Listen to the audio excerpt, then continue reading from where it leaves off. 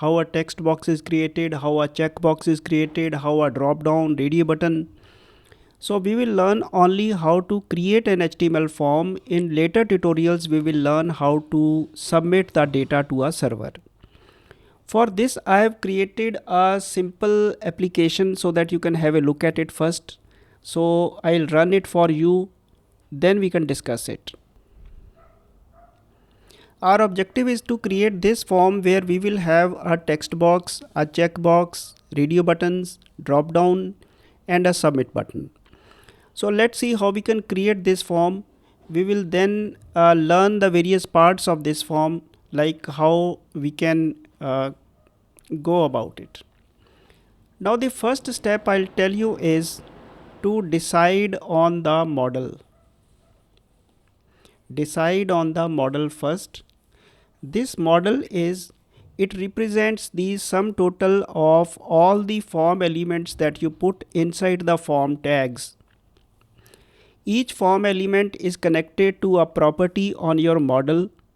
When you give some input to a particular property to give to a particular input, then the corresponding property of the model is altered, the corresponding property of the model is set. And then that model can then be saved into a database or maybe updated. So the first thing is to have a model, and let me show you the simple model that I've created in this case. I'll come to the Solution Explorer. The right way to create models, the recommended way is to have a folder called models. You can create it immediately under the root directory, as I have done models folder. This is the recommended good practice. And inside this models folder, we will place all the models that are required for the project. So in this particular case, we have just one form. So I will double click it and show it to you, the various parts of the model that we have created.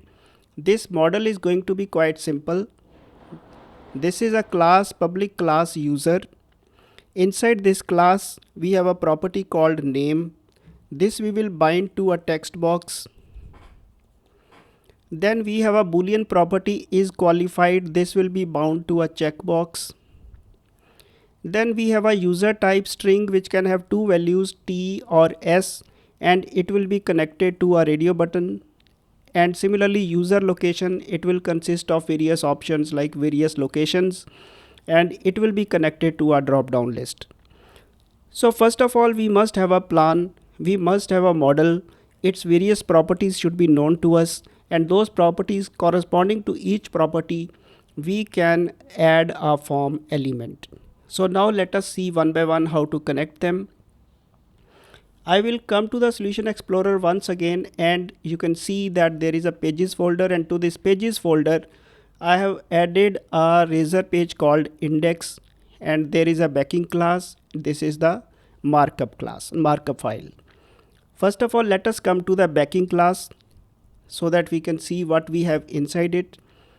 As usual, these are the namespace directives. This is the index model class.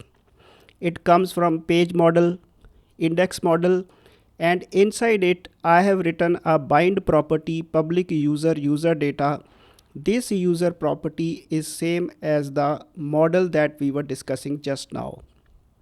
So all the various fields of that model, they are accessible through a property called user data. And why is this bind property?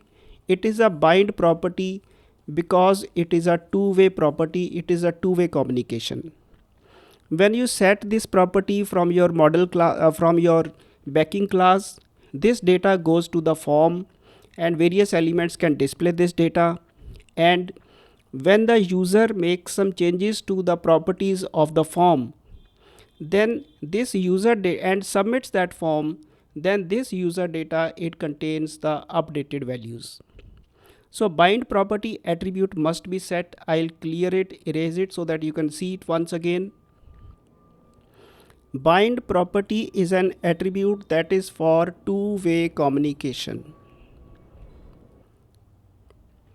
Since I'll be creating a form only in this tutorial, so I have just added a form property. I'll do nothing else on it.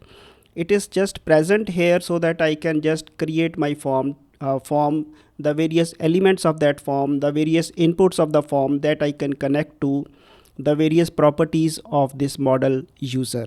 I'll do nothing else because my objective is not to save or update data. I'll only need it for connectivity purposes.